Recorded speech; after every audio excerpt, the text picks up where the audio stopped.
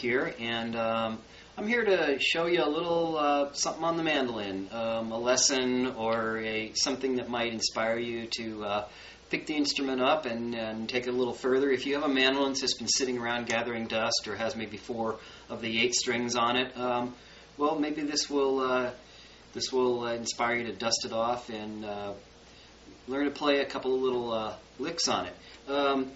What I'm going to be doing here is kind of starting with the bare bones basics. There's not going to be a lot of theory, a lot of stuff that'll be hard to fathom or anything like that. I'm going to kind of start with some basic techniques, and then I'm going to show you a tune that I hope you'll enjoy, and it's actually a tune by Mozart, and you'll be playing Mozart by the end of this little series of lessons, and so don't let that scare you. It's not as difficult as a tune as you might think.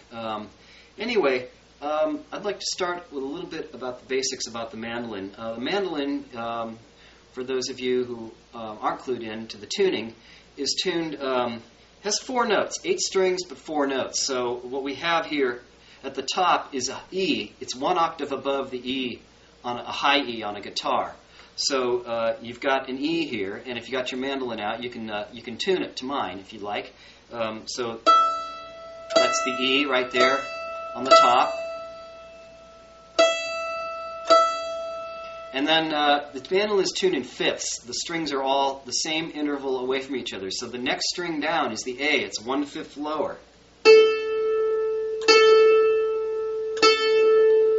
And you make sure those unisons are lined up so it doesn't sound like that or anything. Okay, and then we got D, the 3rd string.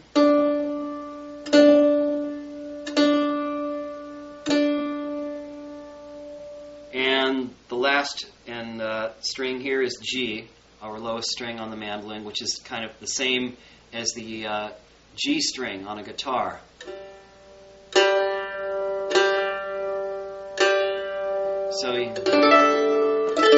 So you got 8 strings, and I have seen mandolins tuned in octaves, so it sounds kind of like this. But generally you got them tuned the same. Now, so that's how a mandolin's tuned. That's a very quick study on how it's tuned. The next thing that you'll probably want to know about when it comes to playing the mandolin is the pick. Now, playing a mandolin with a pick is pretty standard. There have been finger-style players who take the mandolin and kind of play with their nails or with a thumb pick. But generally, a mandolin is played with what we call a flat pick. And first thing I tell people when they're first starting out, whether it's guitar or mandolin, is you want to use as heavy a pick as you can possibly stand. And I recommend that even beginners pick up at least a Fender heavy. I urge people not to use a thin pick, because a thin pick will bend as you're applying pressure on the string when you're playing.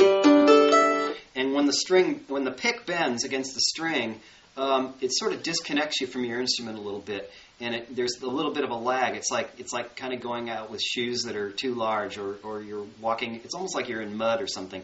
You want a pick to not flex that much. You want it to kind of be kind of at one with your hand, and the way you hold it is very lightly between the thumb and first finger.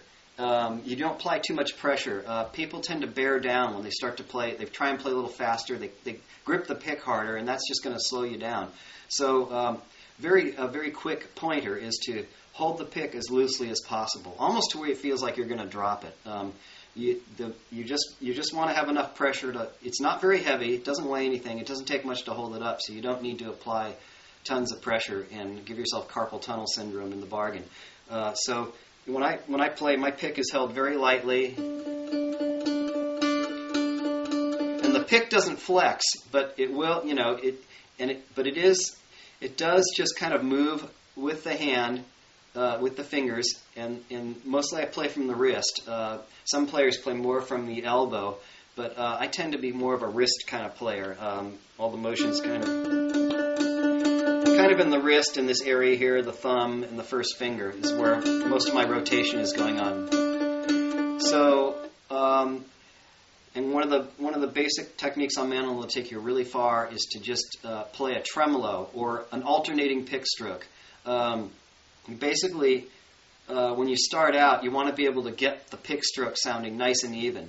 And then the challenge is to make them nice and even when you're switching from string to string and kind of knowing intrinsically which stroke to use when you switch from one string to another. There's a lot of different schools of thought on that. Some players will start with a downstroke, some will start with an upstroke, some will do, 2 downstrokes in a row. It's kind of what works for you. There are things that definitely don't work, but we're not going to get into those. We're going to get into the stuff that works and will take you the furthest. So basically, I'm going to start you off by having you do just an alternating stroke. Just pick the D string. I don't know why. I like the D string. For some reason, I play a lot in D. It's a great key. So I'm kind of extending my finger in hand so you can see where my pick is going, but it's just down, up, down, up, down, up, alternating strokes, nice and even. Try and make them sound pretty much the same volume. It's not easy to do at first. One might sound louder than the other, have a slightly different tone. But that's where the thick pick comes in. You want to be. It helps you. It helps engage the string evenly rather than bending back and forth when you're going up and down on the string, and you'll get a terrible tone with a thin pick. You'll get more pick noise and less string. And on a mandolin, you kind of want to minimize the edginess of the tone, because by nature they just have kind of a brittle sound, and so you want to kind of fatten the tone. That's another reason for the thick pick. So let's get back to the alternating strokes. So down, up, down, up, down, up, down, up, down, up. Next string, down, up, down, up, down, up, down, up, down, up, down, up, down, up, with G string. So you can just kind of go across the strings. So I'm going down, up, down, up, down, up, down, up. Now you don't have to go across the strings like I just did. I would just start off on one string and get those sounding nice and even. So you can't tell a downstroke tone from an upstroke tone.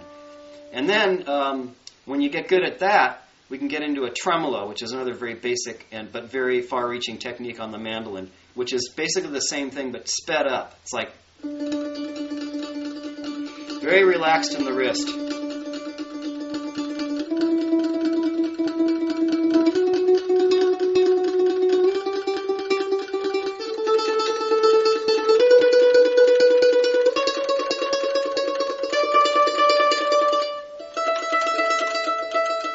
Don't worry if you can't do that fast in the beginning. And this is just kind of to set you up for some things that will be happening down the line. You don't have to do a tremolo so much to do the tune that I'm going to show in this little series of lessons.